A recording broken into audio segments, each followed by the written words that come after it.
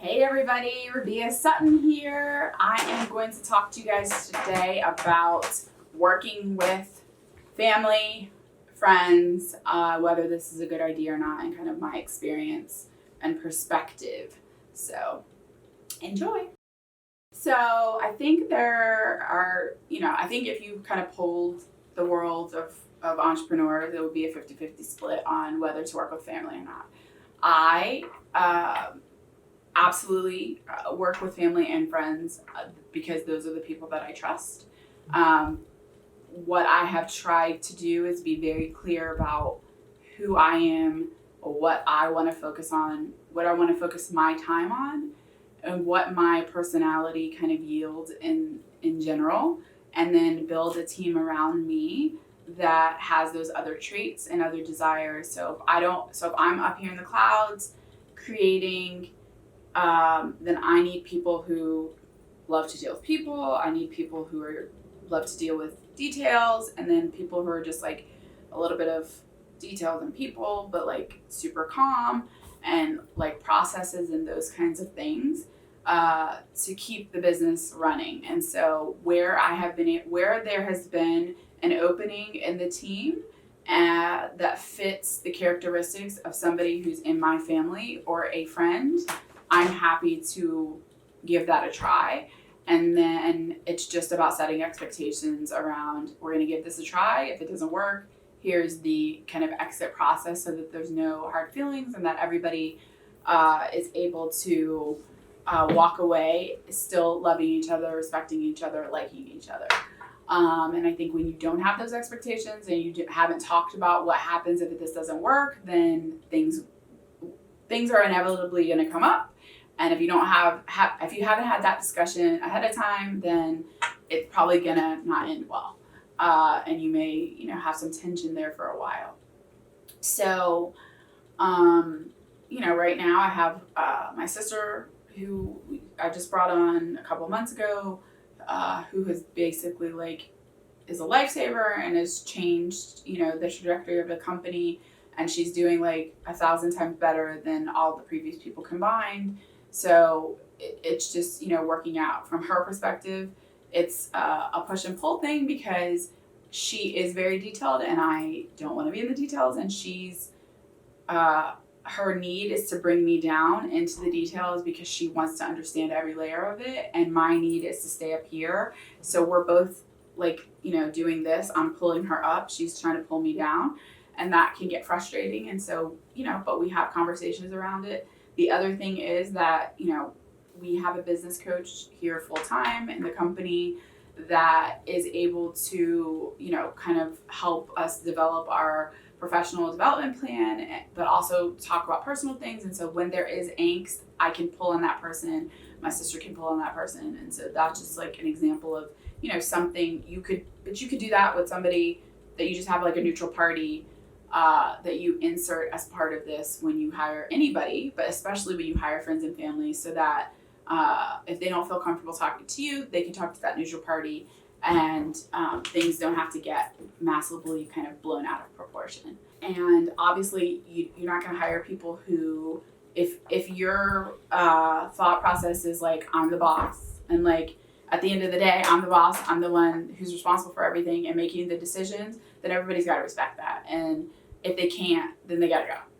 I've certainly had some of that as well, where I've hired friends or family, and they said that they were respecting it, but at the end of the day, their actions showed they weren't. And so, we had to sever ties because it wasn't going to continue to work, and it was just kind of impacting the speed at which I could scale the business. So that is my kind of initial thoughts around working with friends and family. It could definitely go badly if you don't have a plan in place, and if you're not realistic about how you are and your characteristics and what you're willing to do or not and put up with or not, and if the other person isn't as well, then definitely there's going to be room for things to blow up and for feelings to get hurt. A kind of unrelated subject to this is, I get a lot of questions around, specifically with people in the government, which for my business, that is like, a big chunk of our revenue is government contracts. And so I get asked this probably almost every week via LinkedIn or out in a meeting or through a recommendation.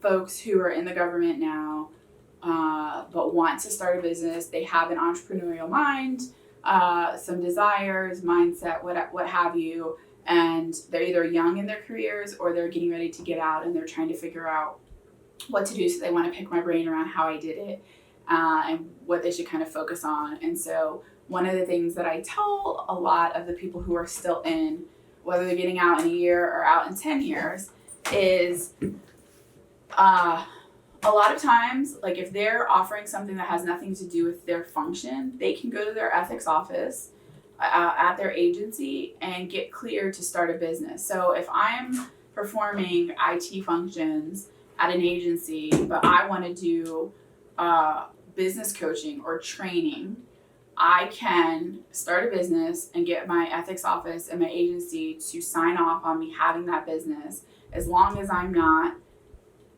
advising companies that are selling back to my agency or doing training that has something to do with my agency or the function within my agency. But I can advise them on selling to the other agencies, or commercially, even better, right? Or state and local. And so I think this is a well-kept secret that some people at the top echelons of the government know, but other people don't.